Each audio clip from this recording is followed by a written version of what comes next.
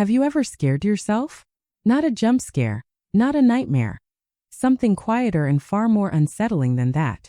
You're in the middle of a conversation, a conflict, a crisis, and suddenly you feel it. The warmth drains out of you like water from a bathtub. The empathy, the sensitivity, the emotional radar you've carried your entire life, gone. And in its place, something sharp moves in. Something cold. Something almost surgical in the way it sees the situation with zero emotional interference. You don't feel sad. You don't feel angry. You feel nothing, and somehow that nothing is the most focused, most powerful state you've ever been in. And then, just as suddenly as it came, it disappears. The warmth floods back. You look around at the wreckage or the decisions or the silence you left in your wake and you think, who was that? Here's the answer nobody's ever given you. That was still you. A version of you that doesn't have a name yet. Not in your therapist's office, not in your journal, not in any video you've watched at 2 a.m. trying to understand yourself. Until now, what you just experienced has a name. It has a mechanism. It has a psychological explanation so precise and so deeply human that once you understand it, you'll never look at yourself the same way again. INFJs don't just have empathy, they can switch it off. And the state they switch into looks almost identical to the INTJ, the most strategically ruthless type in the entire personality system. Today, we're pulling back the curtain on the most hidden, most misunderstood, most genuinely fascinating thing about the INFJ psyche. Stay with me because by the end of this, you're not just going to understand the switch. You're going to understand yourself at a level most people spend their entire lives searching for. Two souls, one architecture. Most people think of personality as fixed, a single stable identity that shows up the same way every day, in every situation, with every person. That's not how it works for the INFJ. Not even close. The INFJ carries what can only be described as two complete psychological architectures living under one roof. On the surface, there's the version everyone recognizes, warm, perceptive, emotionally intelligent in a way that sometimes feels almost paranormal. The friend who finishes your sentence before you've started it. The colleague who senses what the room needs before anyone said a word. The person everyone turns to when life cracks open, and they need someone who genuinely gets it. But underneath that, running parallel to the warmth like a shadow that moves independently, there's another mind entirely. Precise. Detached. Strategic in the way a chess grandmaster is strategic. Always thinking 3 moves ahead, completely unmoved by the emotional weight of the board. These two aren't fighting each other. They're not in conflict. They're not evidence of some psychological disorder or unresolved trauma. They are the natural, inevitable result of the INFJ's cognitive architecture, and understanding that architecture is the first real step toward understanding why the switch happens at all. The engine beneath everything. Here's what almost nobody explains properly, and it's the single most important piece of this entire conversation. INFJs and INTJs share the same dominant cognitive function. Introverted Intuition, or NI. This is the engine underneath both personalities. It's the function that synthesizes massive amounts of information, patterns, impressions, signals, data, into a single unified insight that arrives not as a logical conclusion, but as a knowing. A certainty that can't always be explained, only trusted. This is why INFJs and INTJs are so eerily similar in certain respects. Both are visionary. Both tend to think in long arcs of time rather than immediate moments. Both have an almost eerie ability to see where something is heading before it gets there. Both can feel profoundly alienated from surface-level conversation and small-minded thinking. The difference, the crucial defining difference, is what each type does with those NI-generated insights once they have them. The INFJ runs every insight through extrovert feeling or FE. That means before anything becomes a decision, a communication, or an action, it gets filtered through the question, how does this affect people? How does this land emotionally? What does this mean for the relationships involved? The INFJ's FE makes them extraordinarily attuned to collective emotional states. It's what makes them natural counselors, healers, advocates, the unofficial emotional anchors of every group they're part of. The INTJ runs those same insights through extrovert thinking or TE. That means the filter isn't how does this feel, it's does this work? TE cares about efficiency, systems, measurable outcomes, and logical structure.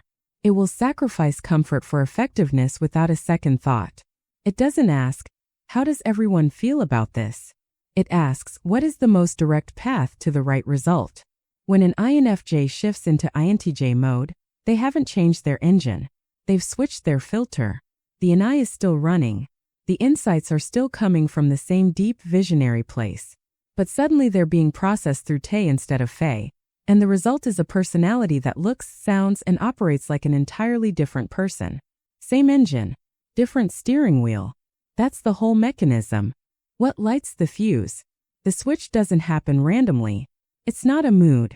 It's not a phase. It has triggers, specific, repeatable conditions that consistently cause the INFJ's empathy system to step offline and the analytical mind to take over. Once you know these triggers, you'll start recognizing them in your own history with almost startling clarity. The first trigger is empathic overload. INFJs don't just understand emotions, they absorb them. They don't experience other people's feelings from a comfortable arm's length. They step inside them. When someone they care about is anxious, the INFJ carries the anxiety.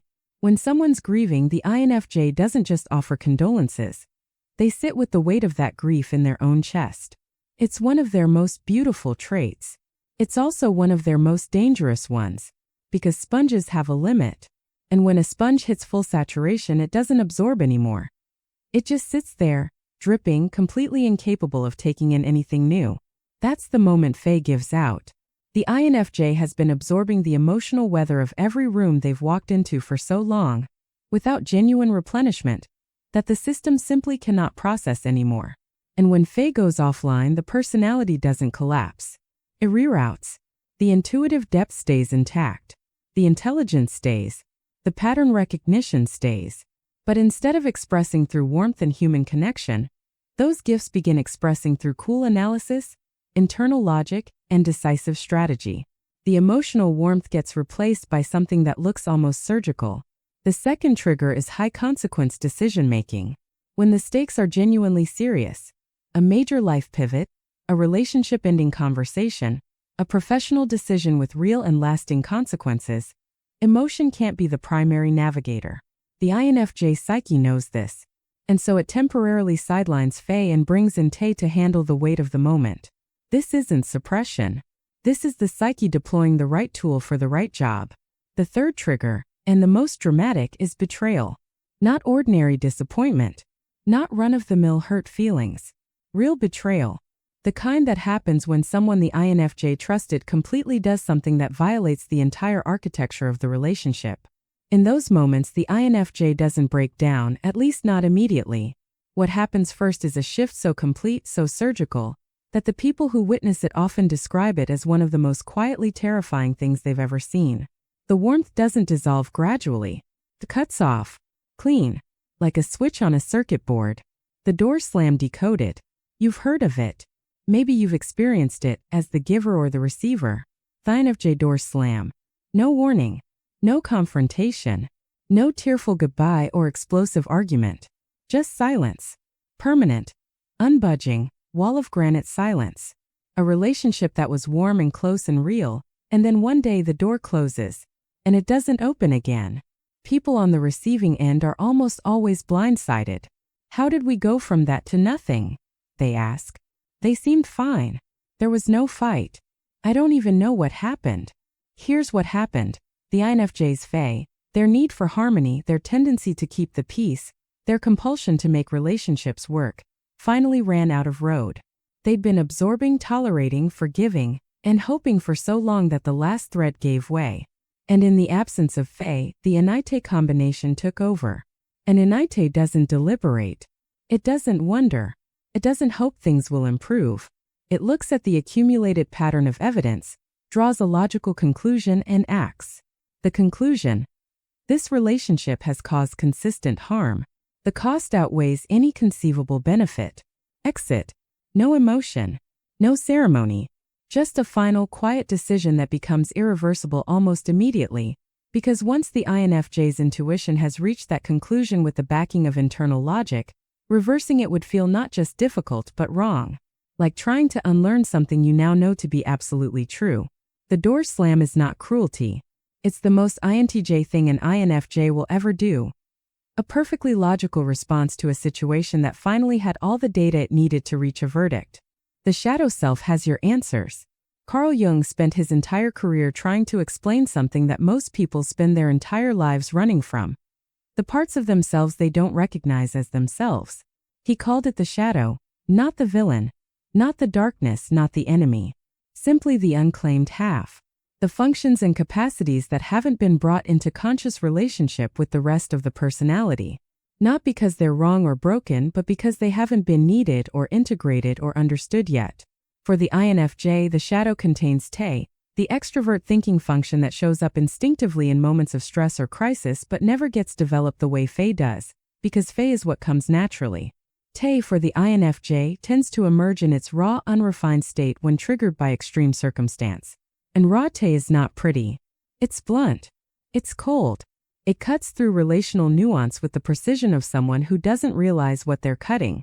But here's the extraordinary thing that happens when an INFJ doesn't just react from their shadow but actually integrates it. When they consciously develop Te as a complement to Fe rather than a replacement for it. They become something that very few people in any personality category ever become: genuinely whole. They can sit with someone in their deepest pain and simultaneously see, with complete clarity, exactly what that person needs to do to get out of it. They can feel everything and think clearly at the same time. They can love without losing their judgment, and judge without losing their love. Jung called this individuation. The long, difficult, profoundly rewarding process of becoming the fullest possible version of yourself. For the INFJ, mastering the switch consciously and intentionally is one of the most direct paths into that wholeness. The feeling you stored. Now for the part most INFJs quietly dread having pointed out to them.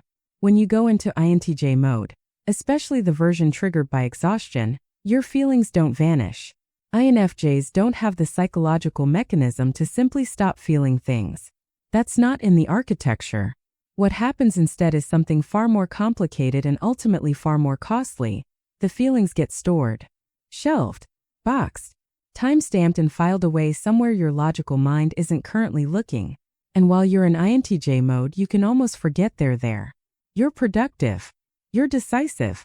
You're making moves. You look from the outside like someone who has figured out how to operate without the messiness of emotional processing. And honestly, part of you starts to believe the story too. But the feelings didn't go anywhere. INFJs who run on the INTJ loop for extended periods, weeks, months, sometimes longer, eventually discover this the hard way. The emotional backlog accumulates quietly until it reaches a pressure point. And when it breaks through, it doesn't trickle. It floods. It shows up as sudden, overwhelming grief over something small, as a rage that feels disproportionate to the moment, as a crying spell with no identifiable source, as a shutdown so complete that getting off the couch feels like climbing a mountain. The cold efficiency that looked like strength was actually a delay. And delays in the emotional world collect interest. Strength isn't the absence of feeling. Strength is feeling fully and continuing anyway. The sooner an INFJ learns that distinction, the sooner they stop paying the delay tax. When the mission takes over. Not every activation of INTJ mode comes from depletion or pain. There's another trigger. And it's actually the most powerful version of this shift. Sometimes an INFJ catches a vision, a real one, the kind that arrives with such clarity and such force that it almost physically takes up space in the room. And when that happens, Faye doesn't step back out of exhaustion or self-protection. It steps back because something bigger has taken center stage. Watch an INFJ who has truly locked onto a purpose, a book they believe they need to write, a project that could actually change something, a cause that has reached all the way down into the core of who they are, and you'll see something remarkable. The softness goes quiet. The constant awareness of everyone else's needs gets temporarily shelved. The socializing, the checking in, the emotional availability, all of it takes a back seat. What emerges is an extraordinary fusion. The INFJ's deep sense of meaning and the INTJ's relentless, single-pointed focus. They're not cold when this happens. Not really. They still care deeply. But the caring is now directed entirely at the vision, at the work, and making this thing real. Everything else, including their own comfort, becomes secondary to the mission. This is INTJ mode as superpower, not a symptom to survive, a gear to develop. The INFJs who grow into genuinely formidable people learn to call on this version intentionally, before crisis forces it out of them. Are you mistyped? Or just in a season? This question haunts a lot of people in the personality community, and it deserves a real, honest answer. How do you know if you're an INFJ who cycles through INTJ mode versus someone who has simply been mistyped and is actually an INTJ? 3 questions worth sitting with. First, when the storm passes, do you ache to reconnect? After a period of being locked up in your own head, cold, unavailable logic only, does the silence eventually start to feel like loneliness? Does the absence of deep emotional connection start to feel like something's missing, something wrong? Do you find yourself one day craving a real conversation, real warmth, real human closeness, and exhaling when you finally get it? That pull, that longing, that's Faye trying to come back online. That's the INFJ reasserting itself. A true INTJ doesn't tend to feel that pull in the same way. Solitude and emotional efficiency isn't a temporary phase for them. It's home. Second, what's underneath your logical decisions? Even when an INFJ is in full INTJ mode, making clean, unemotional decisions, cutting things off, setting hard limits, there's almost always a values-based reason underneath. They cut someone off because that person kept hurting people. They quit a job because it conflicted with something they believed in. That's not pure logic. That's logic in service of values. That's Faye influencing the outcome even when it's not in the driver's seat. Third, do you feel the cost? When an INFJ is blunt or decisive in a way that hurts someone, even someone who deserved it, there's usually an internal reverberation. A quiet discomfort. A recognition that something was sacrificed. INTJs generally don't feel this in the same way. If you feel the cost even when you stand by the decision, you're an INFJ. Full stop. Growth versus escape. Let's draw a line most people blur, because getting this wrong has real consequences. There is a version of INTJ mode that represents genuine psychological maturity. It looks like an INFJ who has done the inner work, who has learned to regulate emotions rather than perform them, who has developed real strategic thinking, who can make a clean, unsentimental decision when the moment demands it. This INFJ hasn't abandoned their feeling nature. They've integrated it. They know when to lead with the heart and when to lead with the head, and the choice is conscious and deliberate rather than reactive and desperate. That INFJ has range, and range is power. Then there's the other version, the INFJ who has learned, through pain, through repetition, that INTJ mode keeps them safe, that emotional distance is manageable and vulnerability is not. This version uses the language of growth. I've evolved, I'm more efficient now, I just don't need what I used to need, but the growth isn't real. It's a story built over a wound. The difference between these two isn't always visible from the outside. Both are composed. Both are capable. But one of them is free and the other is hiding. And in the quiet, an INFJ always knows which one they are. How to use the gear. For those who want the growth version, here's how to work with INTJ mode, rather than being worked over by it. Learn your triggers before they happen. Study your own pattern. Does the shift follow a particular type of social drain? A specific relationship dynamic that always costs more than it gives? The point of knowing your triggers is being able to respond before INTJ mode has to activate as a rescue operation. You build recovery in proactively. You create the limit before resentment has to create it for you. Develop deliberately outside of crisis. Practice making direct decisions in low-stakes moments. Communicate without softening once in a while just to build the muscle. When is something you exercise intentionally, it stops feeling like a personality transplant when stress demands it. It just feels like a skill you own. Guard like you guard energy. You wouldn't drain any limited resource to zero every day without consequence. Your emotional bandwidth is no different. Build real, maintained limits. Say no before the resentment builds. Surround yourself with relationships that put energy back rather than only drawing it out. Your feeling nature is not a weakness to toughen past. It's the thing that makes you extraordinary, and it needs actual maintenance to keep working. And practice the return. Every time you go into INTJ mode, make a deliberate decision to come back. Not immediately, not mid-mission, but when the moment has passed, come home to your emotional life. Let someone see you. Let yourself feel what was parked during the efficiency sprint. This isn't regression. It's completion. It's what separates a healthy use of the gear from the trap of living in it permanently.